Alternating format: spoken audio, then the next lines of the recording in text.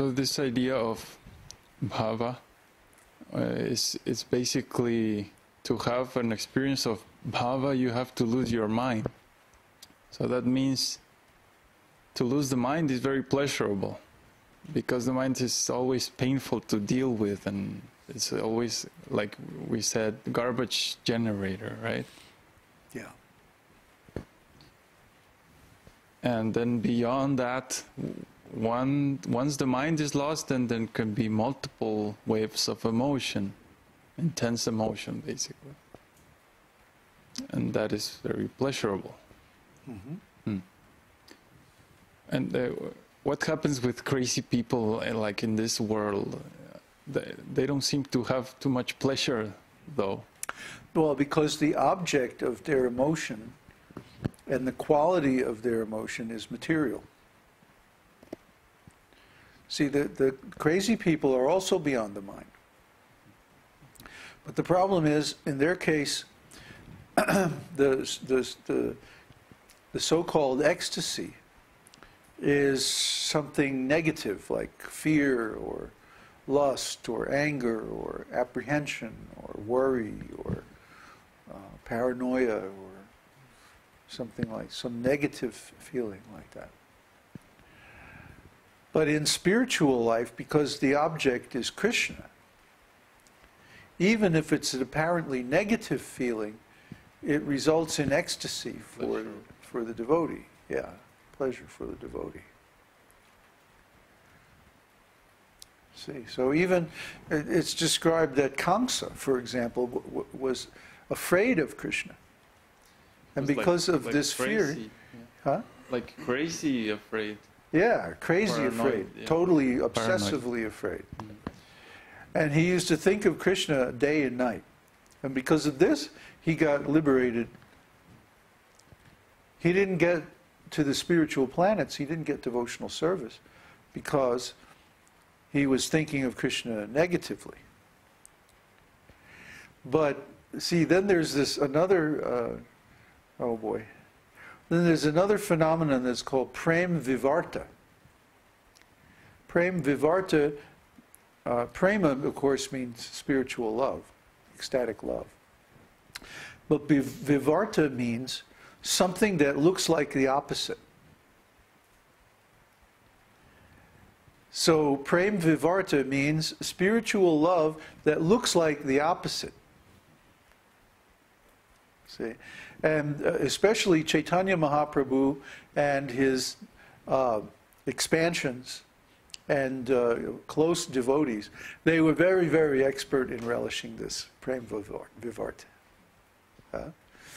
For example, whenever Nityananda Prabhu would go to the house of Advaita Acharya, they would begin mock fighting.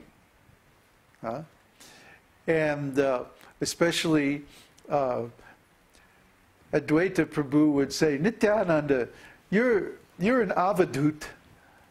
You're completely beyond this material world.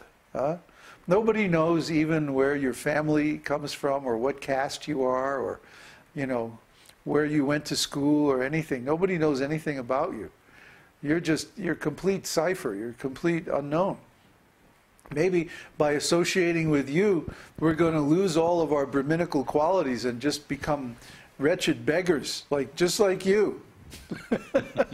And then Nityananda would begin to say nonsensical things. Like, oh, they told us to come here.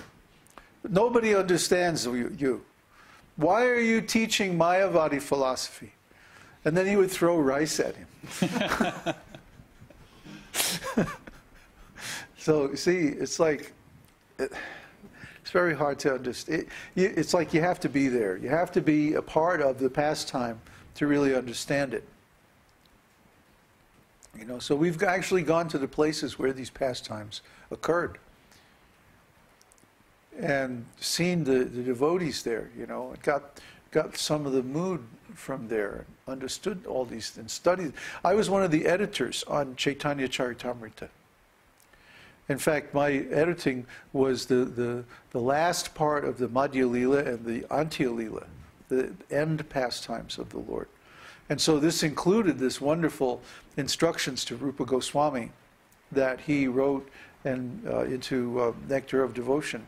And it also included these discussions of the amazing pastimes of the Lord, the mad ravings of the Lord, Chaitanya Mahaprabhu, in the last stage of his pastimes. And at the time when I read that, I had no idea what any of this stuff was about. It blew my mind. And here I was, being an editor, I had to go through every single word and make sure that it was, you know, the right word, what Prabhupada intended, the meaning and everything. So I had to actually duplicate the meaning in order to edit properly. And this was like such an education, you know. I was just like, oh man, I got to get to India.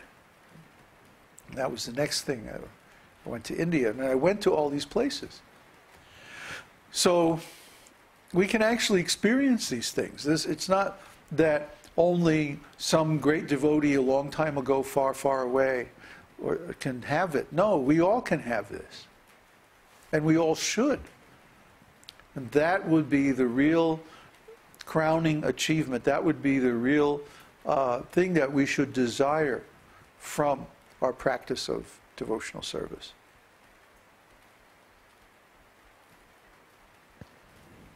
So this, what do you think, what do you believe is the trigger of this losing the mind? Intensity. The mind cannot remain in the face of overwhelming intensity. Most of us have a trigger, an inhibition that comes in whenever things start to get too intense. And it's like fear. Huh? A limiter or something? It's like a limiter, yeah. It's like a governor on an engine. A governor is a mechanical thing on an engine that when it reaches a certain speed, it will stop it from going any faster. Okay, so a limit, or a limiter, like a compressor or limiter, will stop the signal from going any higher to a certain level. See, the mind wants to stay in control. But when things get too intense, when the stuff starts moving too fast, the mind can't keep up. And so the mind tries to stop it, you know, and usually will come up with all kinds of reasons why you shouldn't go faster or go deeper or go more intense or whatever it is. See, part of our explorations back in the 60s was about going beyond the mind through intensity. You listen to Coltrane or any of that kind of free jazz music and everything. That's what it was all about. It's totally about hitting a higher energy level beyond anything that the mind could deal with. Pure emotion, pure spiritual energy. See, we didn't have much knowledge, but it's amazing actually how much truth there is in that. The thing is that we weren't pure, you see. So because we weren't pure, our consciousness was still covered over with material contamination. And even though sometimes we hit some real peaks, then they were immediately followed by coming down. There was no object. Yeah, there was no platform, no object, no Krishna. So in devotional service, that's not the case. In devotional service, we can increase the intensity more and more and more, unlimitedly. Because Krishna can accept any amount of energy, any amount of service. And the soul, similarly, is capable of dealing with very, very high energies. So beyond the mind is a place where we want to go. Of course, that means it has to be completely private and separate and not public. Well, and yeah, all that. this is not for public consumption. It's not it's not appropriate. That means, as you were saying before, only in Lord Chaitanya's pastimes that kind of display was correct or appropriate. Basically, And But it's not like these, like I said, it's not like that kind of pastime was displayed in front of everybody, in front of the public. No. well, and, At first it was in the Bhagavad-gītā. courtyard of Srivas Thakur's house. And the public was not invited. They would bar the door, lock the door, keep everybody out. And then later on, in Jagannath Puri, there was a place called the Gambhira. The Gambhira was like this very isolated place near the beach. And that's where Chaitanya Mahaprabhu, Ramananda Rai, Swarup Damodar Goswami, and Sikhi Mahiti, only 4 people would stay there. If anybody else wanted to see